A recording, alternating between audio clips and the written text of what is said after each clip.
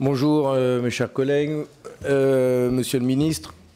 Dans l'ordre, d'abord concernant le name and shame, c'est une progression, mais c'est jamais ça qui a fait progresser le sujet. Souvenez-vous de la une du journal Libération Casto à Richecon, ça n'a pas empêché Bernard Arnault de continuer à frauder alors qu'il avait été pris la main dans le pot de confiture et qu'il avait fait la une des journaux sur ce sujet.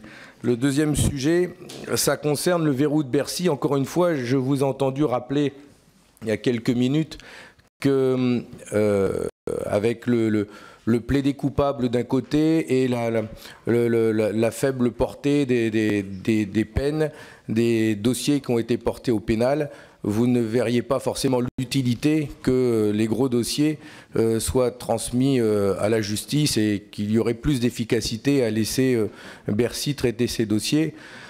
Il faut qu'il y ait exemplarité en matière de peine. Et quand il y a de la fraude avérée pour plusieurs millions d'euros et que ça pénalise les caisses de l'État et que ça a été fait dans la véritable intention de frauder le fisc, il doit y avoir des sanctions sévères, fermes, à titre d'exemple, et là-dessus on ne doit pas céder.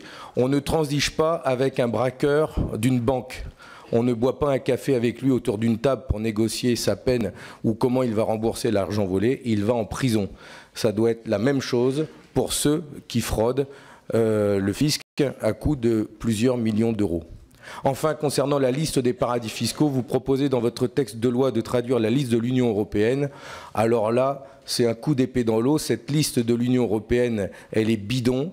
Les îles Caïmans, les Bermudes, les Pays-Bas, l'Irlande, Chypre, Malte, tous ces pays connus notoirement pour être de véritables paradis fiscaux, parmi les pires et les plus durs, seront absents de cette liste.